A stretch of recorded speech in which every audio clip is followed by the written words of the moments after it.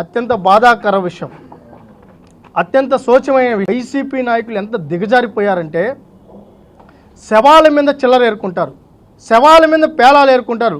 కానీ ఈ జగన్మోహన్ రెడ్డి, ఈ సజ్జల రామకృష్ణారెడ్డి, ఆ సజ్జల భార్గవరెడ్డి రామకృష్ణారెడ్డి కొడుకు శవాల మీద రాజకీయాలు చేయడం, శవాలతో అధికారంలోకి రావాలని చూస్తున్నారు.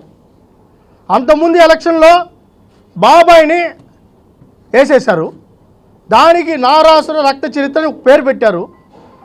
చాలామంది మీడియా మీరు కూడా అనుకుంటారు ఇది నిజమా, ఇది అబద్ధమా, చంద్రబాబు నాయుడు గారు ముఖ్యమంత్రిగా ఉన్నారు, మరి ఏదో ఆదినారాయణ రెడ్డి ఏదో పేర్లు వినిపిస్తున్నాయి, బాబాయి జగన్మోహన్ రెడ్డి అత్తుకుంటున్నారు, మరి ఆయన కూడా మహానటులు ఎస్వి రంగారావు, నాగేశ్వరరావు, ఎన్టీ రామారావు గారు ఇంక ఏ నటుడు పనికిరాడు అలా నటించాడు. బాబాయ్ చనిపోయినాడు, ఆ సాక్షి పేపర్లో ఫస్ట్ గుండెపోటు అన్నారు, మళ్ళా కుట్లు అన్నారు, ఏదేదో వచ్చింది. ఈయన జగన్మోహన్ రెడ్డి మామూలుగా ఎవరైనా బాబాయ్ చచ్చిపోతే, సొంత బాబాయి కానీ ఇంట్లో చనిపోతే ఆగ మేఘాల మీద బరిగిస్తారు. మరి జగన్మోహన్ రెడ్డి తెల్లారుజామున 3:30 నుంచి కాఫీ దాక్కుంటా, టీ దాక్కుంటా ఆడే కూర్చొని బై రోడ్డు ఎందుకు పోయినాడో మాకు ఇప్పటికీ అర్థం కల.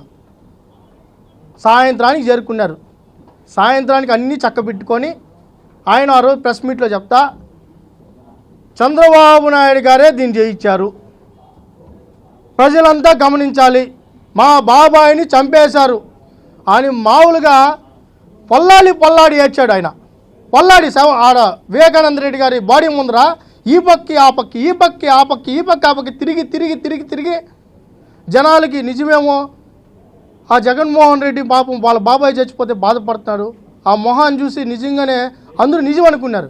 కానీ అంతిమంగా మళ్ళీ తెలిసిందేంద్రా అంటే అధికారం కోసం లేపేసినారు. వీళ్ళే లేపేసి ఇన్ని రోజులు కోడికత్తి సీను అన్నీ చేశారు. ఇప్పుడు చివరికి ఎలక్షన్లు వస్తున్నాయి, ప్రభుత్వం పోతా ఉంది, ఇప్పుడు మళ్ళీ కొత్తది స్టార్ట్ చేశారు.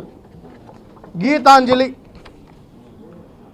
ఈ ఆడబిడ్డ చావుని మేము కూడా చింతిస్తున్నాం, ఈమె ఆత్మకు శాంతి చేకూరాలని మేము కూడా కోరుకుంటున్నాం, వాళ్ళ కుటుంబానికి ప్రగాఢ సానుభూతి తెలియజేస్తున్నాం. అయితే ఈ అమ్మాయి ఈమె ఎవరైతే ఉందో గీతాంజలి గారు, ఆమె పట్టా తీసుకునింది ఎప్పుడు,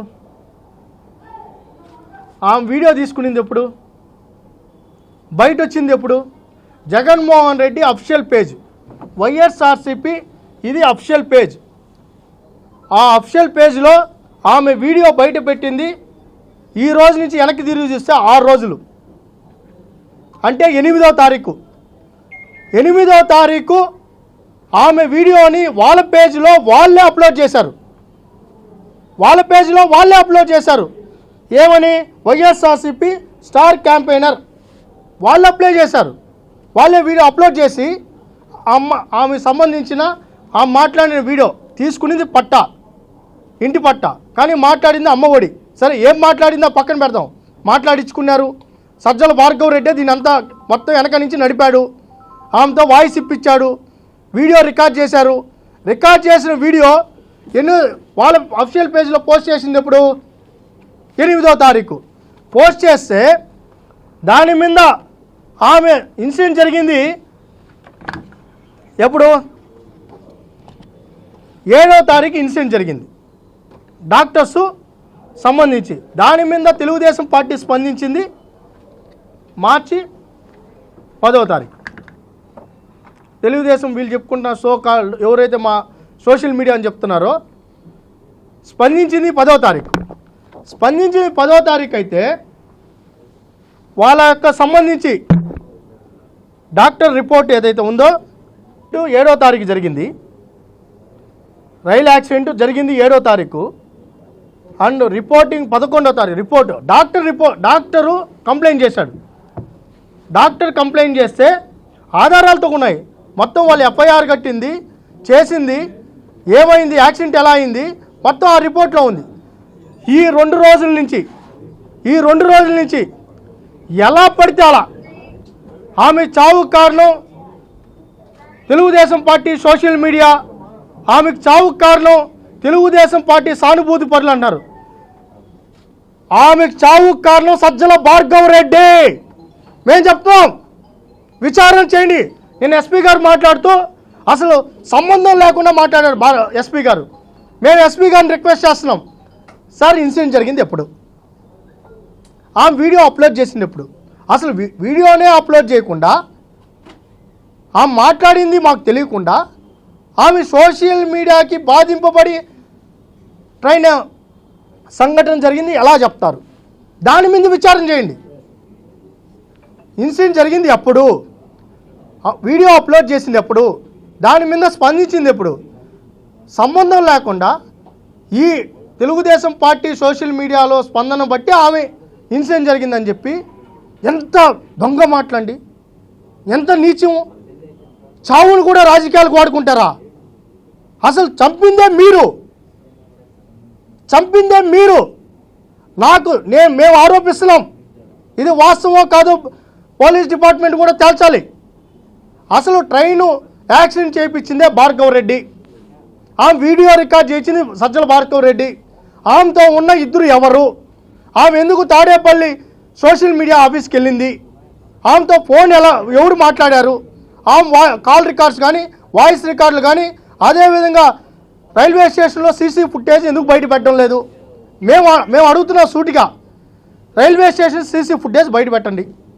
ఆమె పక్కన ఇద్దరు వ్యక్తులు ఎవరు? అదేవిధంగా ఆమె వైఎస్ఆర్సీపీ సోషల్ మీడియా ఆఫీస్కి ఎందుకు వెళ్ళింది? ఆఫీస్కి వెళ్ళలేదంటే వాళ్ళ ఆఫీస్ సంబంధించి సీసీ ఫుటేజ్ బయట పెట్టండి. రాలేదని చెప్పండి. వాళ్ళు మాట్లాడలేదంటే ఆమెతో ఇంటర్వ్యూ చేసింది ఎవరు? ఏ ఛానల్ ఇంటర్వ్యూ చేసింది? ఎందుకు దాచిపెట్టారు? ఇంటర్వ్యూ చేసిన రోజు ఎందుకు బయట విడుదల చేయలేదు? మేము అడుగుతున్నాం, దీనికి ఎందుకు సమాధానం చెప్పడం లేదు?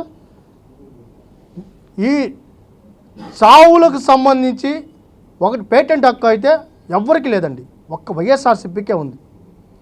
చంపడం, పక్కన వాళ్ళ మీద దోసేయడం, దాన్ని రాజకీయాలకు వాడుకోవడం, మళ్ళీ అధికారంలోకి రావడం మాకు బాధేస్తుంది. ఒక ఆడతల్లి, ఇద్దరు బిడ్డలు ఉన్నారు, మీకు కావాల్సింది మాట్లాడించుకున్నారు, మీ కంటెంట్ మీరు తీసుకున్నారు. అమ్మ ఒడి వేసింది 3 సార్లు 4 సార్లు అయితే 5 సార్లు అని చెప్పించుకున్నారు, అబద్ధాలు మాట్లాడించుకున్నారు. మళ్ళీ ఆ తల్లిని ఎందుకు చంపేశారు?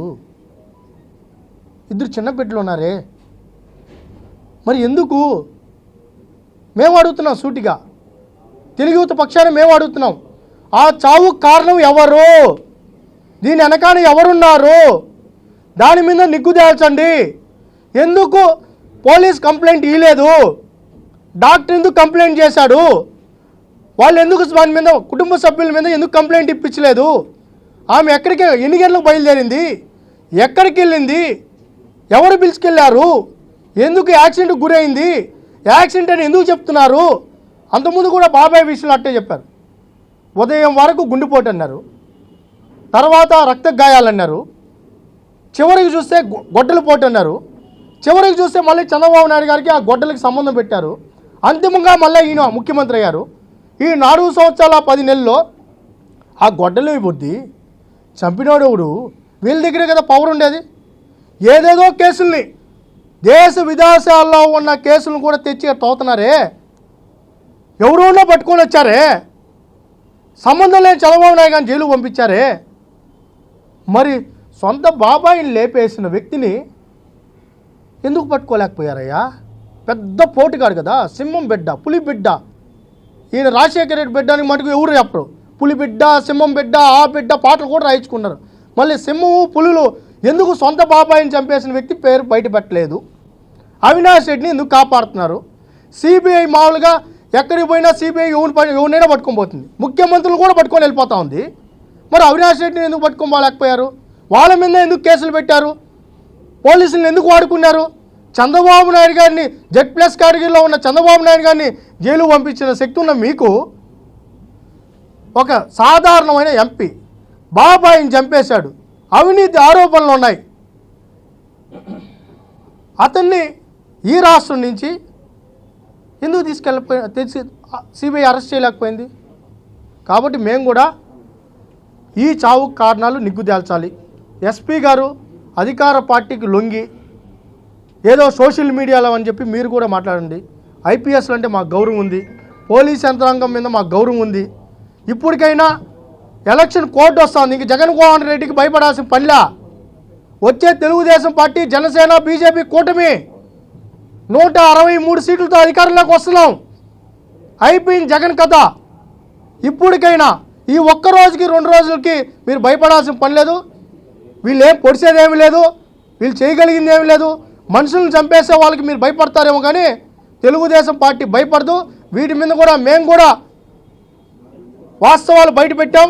దీని మీద విచారణ చేయాలని విజ్ఞప్తి చేస్తున్నాం.